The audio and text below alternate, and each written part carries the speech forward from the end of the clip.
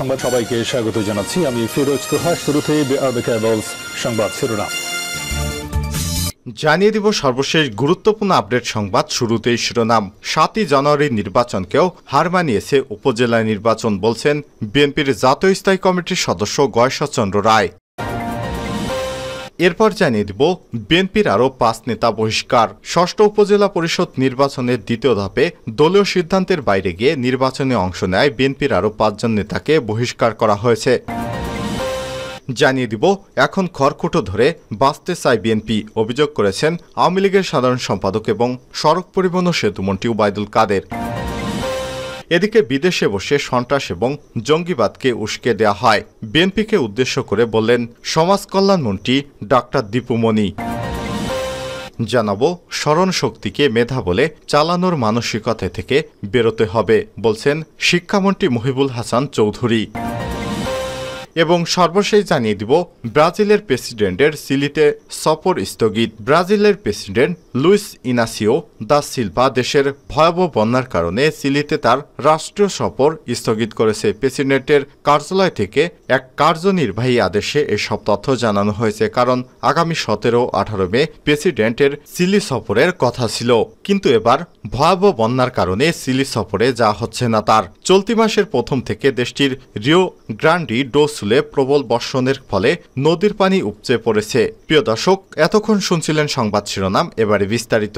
তবে তার আগে বন্ধুরা, আপনি কোন স্থান থেকে আমাদের সংবাদটি দেখছেন কমেন্ট করে জানিয়ে দিন এই সংবাদ সম্পর্কে আপনার মূল্যবান মতামত। প্রিয় দর্শক, আপনি যদি আমাদের চ্যানেলে নতুন হয়ে থাকেন, ভিডিওটি দেখতে দেখতে চ্যানেলটি সাবস্ক্রাইব করে রাখুন, যাতে করে আমাদের লেটেস্ট আপডেট সংবাদগুলো সবার আগে আপনার কাছে পৌঁছে যায়। এবারে বিস্তারিত। 7ই জানুয়ারির নির্বাচনকেও হার মানিয়েছে উপজেলা নির্বাচন গয়েশ্বর। উপজেলা নির্বাচন গত 7ই জানুয়ারির ডামি জাতীয় সংসদ নির্বাচনকে হার মানিয়েছে এমন মন্তব্য করেছেন বিএনপির জাতীয় স্থায়ী কমিটির সদস্য গয়েশ্বরচন্দ্র রায়। এ সময় তিনি বলেন, আজ মানুষ যে ভোট দেবে এবং ভোট দিতে পারবে কিনা এই আত্মবিশ্বাসটা মানুষের মধ্যে নেই, সেজন্য তারা ভোট কেন্দ্রে যায়নি। গণতন্ত্রের আস্থার যে মূল জায়গা রয়েছে সেটিকে আপনি অর্থাৎ সরকার প্রধান ধ্বংস করে ফেলেছেন। মঙ্গলবার 14 মে জাতীয় প্রেস ক্লাবে ঢাকা 7 আসনের সাবেক সংসদ সদস্য, ছাত্রদলের সাবেক সভাপতি নাসির উদ্দিন আহমেদ পিন্টুর নবম মৃত্যুবার্ষিকী উপলক্ষে আয়োজিত স্মরণ সভায় প্রধান অতিথির বক্তব্যে এসব কথা বলেছেন গয়েশ্বর। স্মরণ সভার আয়োজন করে সম্মিলিত যুব ফোরাম। গয়েশ্বরচন্দ্র রায় সরকারের উদ্দেশ্য করে বলে, বিএনপি বিদেশি সাহায্যে চলে না। যেদিন বন্ধ হয়ে যাবে আপনাদের বিদেশি সাহায্য, তখন আপনাদের নিঃশ্বাসও বন্ধ হয়ে যাবে, কারণ প্রতিবেশী ভারত যদি আপনার মাথা থেকে হাত সরিয়ে নেয় তাহলে আপনার ক্ষমতা চিরতরে মুছে যাবে। তখন আওয়ামী লীগ শব্দটা আর মুখে আনা যাবে না। বিদেশিদের নির্ভরতায় যারা দেশ পরিচালনা করে ক্ষমতায় থাকলেও তারা কিন্তু জনগণের হৃদয়ে তাদের স্থান হয় না, জনগণ তাদেরকে ঘৃণা করে। স্মরণ সভায় নাসির উদ্দিন আহমেদ পিন্টুর স্মৃতিচারণ করে ঢাকা মহানগর দক্ষিণ বিএনপির আহ্বায়ক আব্দুল সালাম বলেন, পিন্টু যদি জীবিত থাকতো তাহলে বৃহত্তর লালবাগে তার নেতৃত্বে বিশাল আন্দোলন গড়ে উঠত। আজকে বিএনপির আন্দোলনে তার একটা বড় ভূমিকা থাকতো। তাই আমাদেরকে আন্দোলন সংগ্রামে সবসময় নাসির উদ্দিন পিন্টুকে স্মরণ করতে হবে। যুবদলের কেন্দ্রীয় নির্বাহী কমিটির সদস্য এবং সম্মিলিত যুব ফোরামের আহ্বায়ক নাহিদুল ইসলাম নাহিদের সভাপতিত্বে স্মরণ সভার বক্তব্য রাখেন বিএনপির প্রচার সম্পাদক শহীদুদ্দিন চৌধুরী আনি, ওলামা দলের সভাপতি মাওলানা কাজী মোহাম্মদ সেলিম রেজা প্রমুখ। বিএনপির আরও 5 নেতা বহিষ্কার। 6ষ্ঠ উপজেলা পরিষদ নির্বাচনের দ্বিতীয় ধাপে দলীয় সিদ্ধান্তের বাইরে গিয়ে অংশ নেয় বিএনপির 5 নেতাকে বহিষ্কার করা হয়েছে। মঙ্গলবার 14 মে বিএনপি সিনিয়র যুগ্ম মহাসচিব অ্যাডভোকেট রুহুল কবির রিজভী এক বিজ্ঞপ্তিতে সব তথ্য নিশ্চিত করেছেন। বিজ্ঞপ্তিতে বলা হয়, আগামী 21 মে অনুষ্ঠিত দ্বিতীয় ধাপে উপজেলা পরিষদ নির্বাচনের দলীয় সিদ্ধান্ত অমান্য করে বিএনপির যেসব নেতৃত্ববৃন্দ চেয়ারম্যান, ভাইস চেয়ারম্যান, পুরুষ ও মহিলা পদে প্রতিদ্বন্দ্বিতা করছেন তাদের দলীয় গঠনতন্ত্র মোতাবেক বাংলাদেশ জাতীয়তাবাদী দল বিএনপির প্রাথমিক সদস্য পদ সহ সকল পর্যায়ের পদ থেকে বহিষ্কার করা হয়েছে। ঢাকা বিভাগ মোহাম্মদ সোহেল রাম মল্লিক, যুগ্ম আহ্বায়ক, সাটুরিয়া উপজেলা যুবদল, মানিকগঞ্জ জেলা, ভাইস চেয়ারম্যান পদপ্রার্থী। 2 নম্বরে রয়েছেন মোসাম্মদ মুন্নি আক্তার, সাধারণ সম্পাদক, সাটুরিয়া উপজেলা মহিলা দল।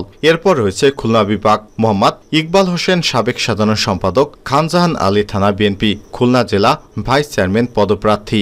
এরপর রয়েছে হয়েছে রাজশাহী বিভাগ। 4 মোসাম্মদ সুমি আক্তার, প্রচার সম্পাদক, সাপাহার থানা মহিলা দল, নওগাঁ জেলা মহিলা ভাইস চেয়ারম্যান পদপ্রার্থী। মোসাম্মদ সকিনা বেগম, মহিলা বিষয়ক সম্পাদিকা, দুপাসিয়া উপজেলা বিএনপি এবং তথ্য গবেষণা বিষয়ক সম্পাদক, বগুড়া জেলা মহিলা দল, মহিলা ভাইস চেয়ারম্যান পদপ্রার্থী। বিএনপি এখন খড়কুটো ধরে বাঁচতে চায় কাদের? আওয়ামী লীগের সাধারণ সম্পাদক এবং সড়ক পরিবহন ও সেতুমন্ত্রী ওবায়দুল কাদের বলেছেন, বিএনপি সব হারিয়ে এখন খড়কুটো ধরে বাঁচতে চায়। মঙ্গলবার 14 মে সচিবালয়ে সমসাময়িক বিষয়ে সাংবাদিকদের সঙ্গে আলাপকালে এসব কথা বলেছেন কাদের। ওবায়দুল কাদের বলেন, গরম কমে গেলে আন্দোলন কিছুদিন পরে বলবে, কুরবানির ঈদের পরে আন্দোলন শুরু করবে।